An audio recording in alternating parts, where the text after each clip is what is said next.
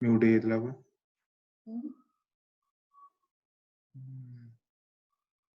Okay.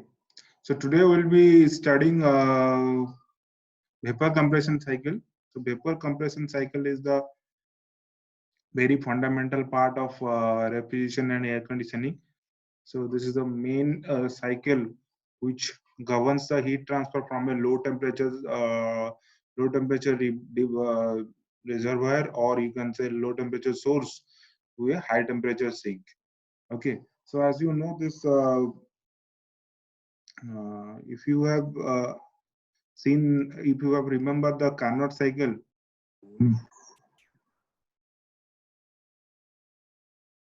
Out here start.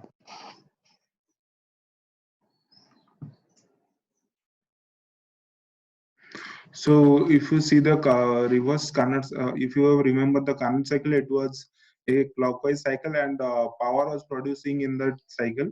So that was basically related to your heat engine. Okay, if you run the Carnot cycle in the reverse order, then it will be a working as a refrigerator or heat pump, which will be taking heat from the low temperature reservoir, that is TE. You can see in the temperature axis, this is at a lower side that from that of your TC. So heat is taken up at the low temperature.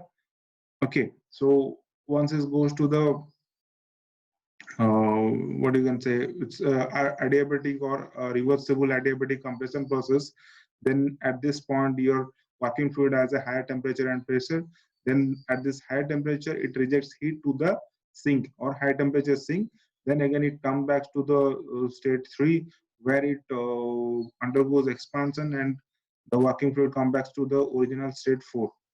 Okay, so in your reversible adiabatic reverse Carnot cycle, your continuous, if there is compression, then if there is adiabatic compression, then it has isothermal heat rejection, and then again if it has uh, adiabatic work producing process, then it has isothermal, again isothermal heat addition process. So consecutive heat adiabatic process and isothermal process are actually practically not feasible, because adiabatic process needs to be very fast, because there will not be any heat loss, and isothermal processes are needs to be very faster. Sorry, isothermal process needs to be very slow, so that heat transfer occurs in a very finite, very small, infinitely small temperature difference. So it has this process has to be very small, very slow. So combination of very fast process and very slow process is not practically feasible. That's why your Carnot cycle is not practically feasible. So if we need to get the refrigeration process or transfer of heat from low temperature to high temperature, then we need to apply one very feasible cycle, which is called your vapor compression cycle. Okay, in this, this is just basically a reverse cycle of your Rankine cycle. In your Rankine cycle, if you see, there was the boiler. Okay, then your turbine was this side, and your condenser was this side, and then it was your pump. Okay, now it has reverse. So in case of boiler, where it was adding heat, here it is rejecting heat.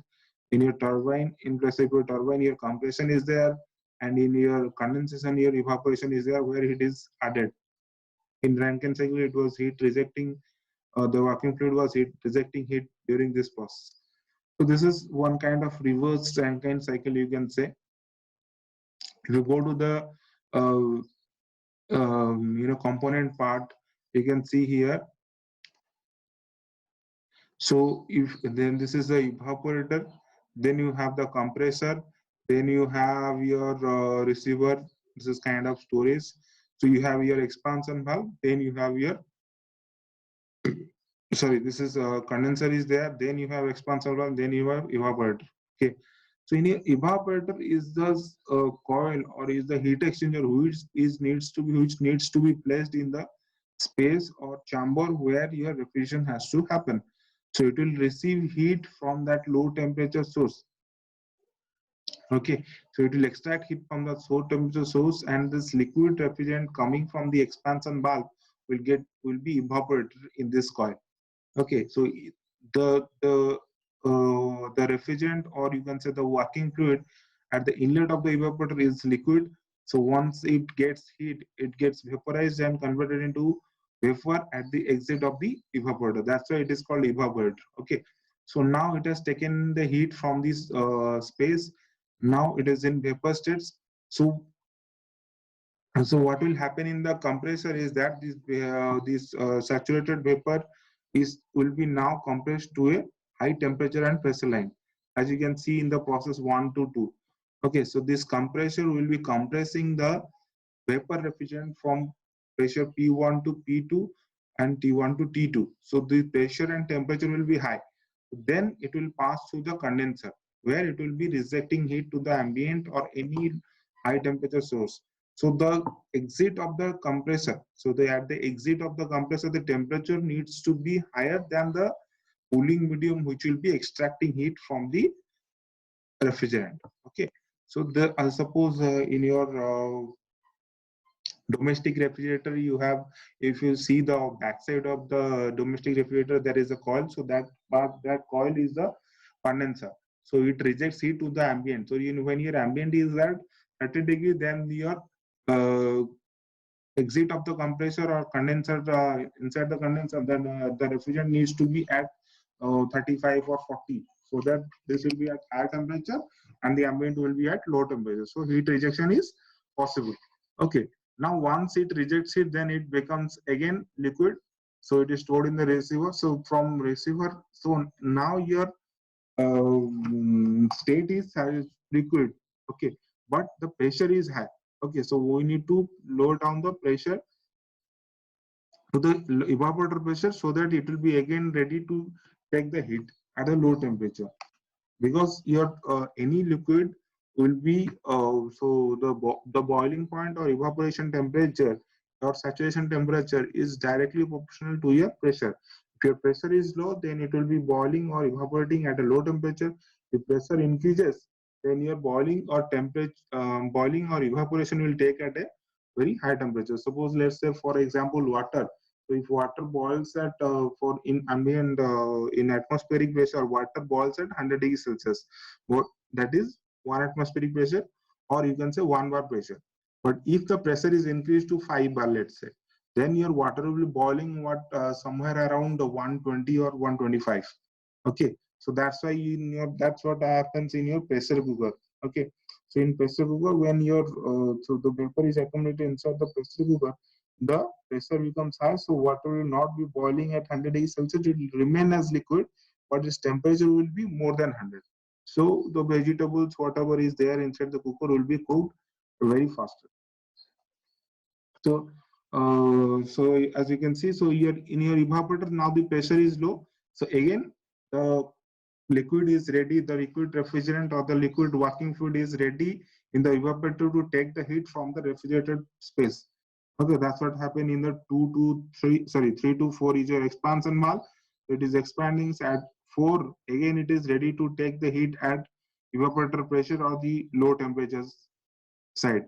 Okay, so again, then after evaporator, again it will pass to the compressor, which is 1 to 2.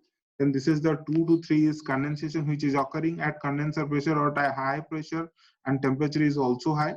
Okay, so this is Q condensation, which is ejecting to the atmosphere or any sink. So at this point, so in ideal cycle, this exiting point of the condensation is at saturated liquid, which is on the line. So this is now at point 3, it is passing to the expansion valve. So 3 to 4 is your expansion valve, 4 to 1 is your evaporator, 1 to 2 is compressor, 2 to 3 is condensation. Okay. So once again, I am repeating, 4 to 1 is occurring in the evaporator, which is taking away heat from the refrigerated part. So at point 1, it is now saturated vapor. Then at this point, it enters into the compressor. So this is basically ideal cycle. So at the point of 1, it is entering to the compressor and becomes superheated vapor. Okay, at high temperature and high pressure at the exit of the compressor, then it passes to the condenser. Okay, where it rejects heat and becomes saturated liquid again. Then it passes through the expansion valve, so that its temperature and pressure gets lowered to the 0.4 or evaporator pressure, so that it is ready again to take the heat. Okay, so this is applied in various refrigerating cycles. So if you see a domestic refrigerator, so this is taken from YouTube. So you can see the video also in YouTube. So as you can see,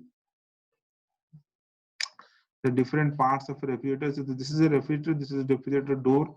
Okay, suppose we have apples inside the refrigerator and it needs to be cooled or it needs to be maintained at a particular temperature.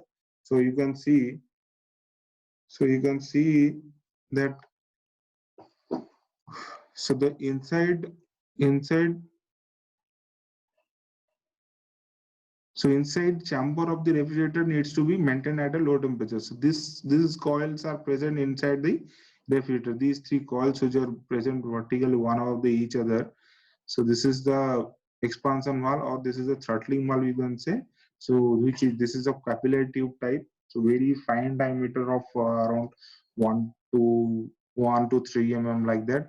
So it passes once it passes, so the liquid refrigerant passes through it. Its pressure and temperature gets lowered. So this kind of capillary tube is normally used in various refrigerating equipments because of its simple in construction and all that. Okay, so this is lowering of pressure. Okay, so as you can see here, so the refrigerant is passing through the evaporator coil. Now it is accepting heat from the source. So Q absorption basically it is accepting heat. Now it is getting liquid is getting into pure vapor. Then it is passing. It will be passing to low pressure, and you have vapor. Now it will be passing through at this point. It will be passing into compressor. So it will be coming. Just wait. Okay, now see, it is now will be going into the compressor. So it will be going into the compressor at a very low pressure, that is 0.6 bar, and it's coming out at 8 bar. So now it will pass through so now the temperature has gone increased. Okay, now it will be going to the condenser side where it will be rejecting heat. So at 90 degrees Celsius, it will be going to the condenser part. So now it has gone to the condenser, which you usually see in the backside of the refrigerator. So where it will be rejecting heat. Then again it will come back to so now it is rejected heat. Then it will come back to so passing through the condenser. So through the coils it will be passing. So it is constructed like this because so that the small space, more area can be accumulated. Now it is in liquid form. So now it will be passing through here expansion valve, and again it will be ready. So we'll go to different types of vapor compression cycles. So this is the general construction. Now we have different conditions at the different conditions which leads to different type of vapor compression cycles. Okay, so first one is cycle with dry saturated vapor at the after the compression. So at the exit of the compression, the refrigerant or the working fluid will be dry saturated. That means that the condition of the vapor will be on the line of saturated line like this. Okay, this diagram shows that this exit point, that is 1, is on the line. Okay, that means it is dry saturated. A cycle with wet vapor after compression. That means what? So inside this dome there will be liquid plus vapor. Okay, so at the exit of evaporation, this point, this 1 point should be inside this dome. Then it will be wet and cycle with superheated vapor after compression. That means the point 1 will be outside the dome. So we have different configurations which we'll be discussing in more detail. So let's go to the first configuration or first condition or first type of cycle in which we have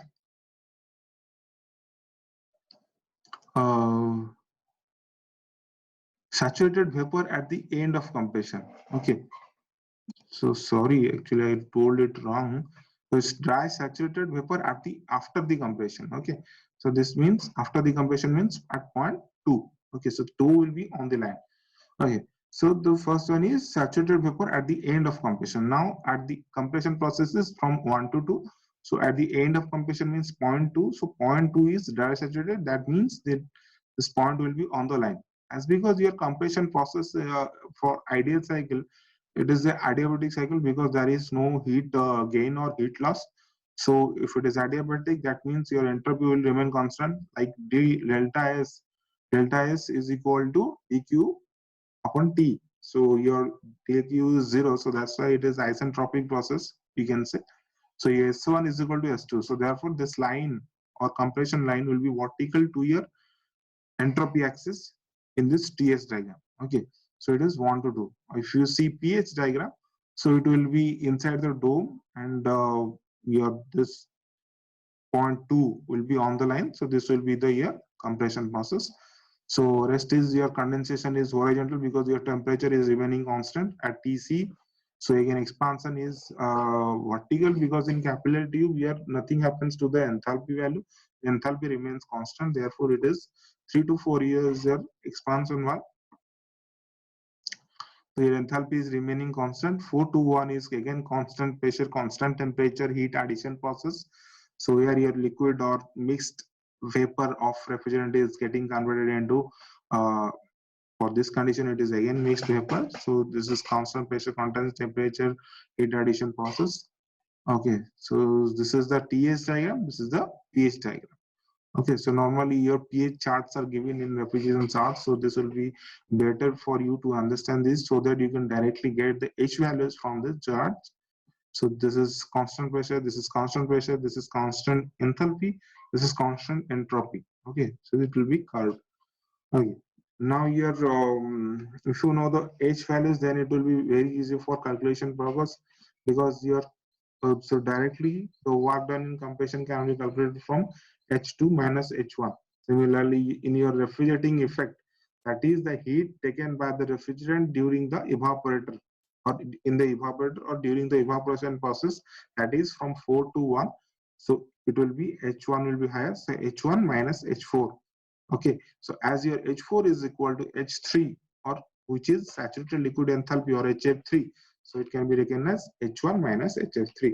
So H1 minus H4 or H1 minus HF3. So your coefficient of performance will be COP will be refrigerating effect because this is our output. So work done will be input. So H1 minus H4 divided by H2 minus H1, or is it equal to H1 minus HF3 H2 minus H1. Okay. So this is why it is written in Komi-Gupta group why your capillary tubes are better preferred in expansion valve conditions. I'm not going to enter this. You can read it from there. Okay. Now I'll be moving to the next part, next cycle. That is the vapor compression cycle with wet vapor after the compression. Okay. So after compression means 0.2. Let it fixed in the mind. So after compression is 0.2. So it is in wet condition. That means so your 0.2 is inside the dome. Okay. So 0.2 is inside the dome. Okay. So if it is inside the dome, then your constant entropy line will be vertical. So your 1 will also be inside the dome. Okay. So here, so this is the compression process. So similarly, other processes will be remain like that. So here 2 to 3 is condensation, 3 to 4 is expansion, 4 to 1 is evaporation. Similarly here also, okay. So 3 to 4 is constant enthalpy process, but entropy is somewhat increasing. Okay, so this is the TS diagram. So only if you see that this line is, this position of this line, compression line is changing. So it is here, if it is here, or if it is outside. Okay. So similarly, the expression of COP doesn't changes because the heating effect in terms of your enthalpy is H1 minus HF3 and H2 minus H1 is your work done in compression. Okay, so this expression will never change, but the enthalpy values will be different at different points. So this is one problem where you can see, so a table is given or these values, if it is not given, you have to get it from the charts or tables. So at condensation temperature and evaporation temperature, the values of HF and Hg are given. HF, Hg means enthalpy at saturated liquid and enthalpy at saturated vapor. So entropy at saturated liquid and entropy at saturated vapor. So you like you have studied in properties of pure stations. What if you see you can see my video. So you need to know these properties so that you can calculate what will be value on the saturated points. So HF3 you know, HF2 sorry Hg you know. So at condensation pressure, or if you see on this diagram, no, then you know the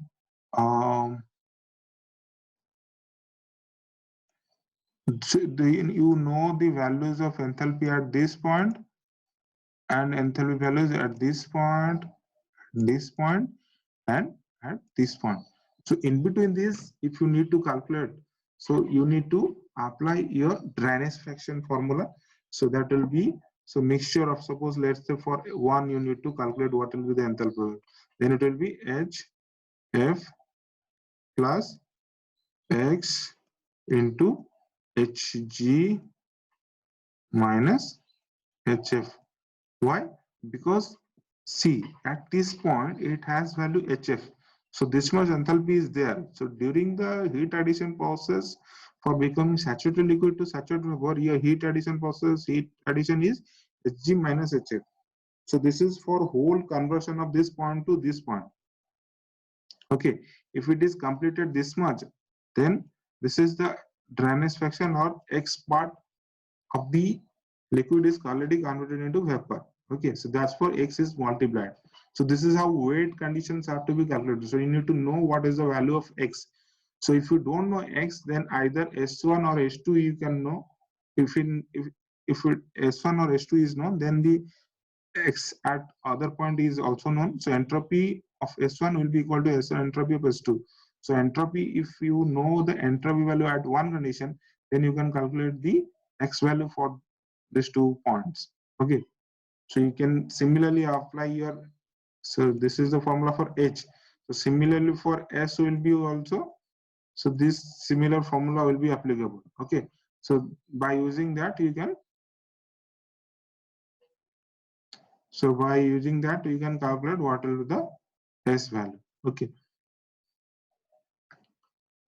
So the once you know the H values, so you can calculate the you can solve the problem. So this is given. So this is how H1 is known. So if you know the X,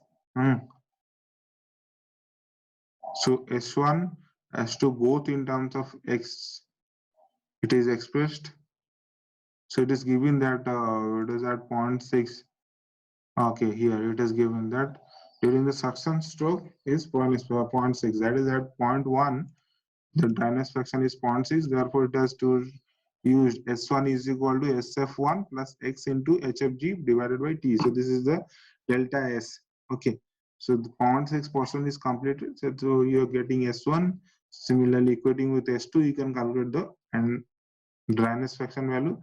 So using that dryness fraction value, again, it is calculating H values. Okay. So again, it is using for H values. So again, if you use H values, so you'll get the theoretical COP. Okay, this much I'm putting in this video. So next we will see different conditions of vapor compression.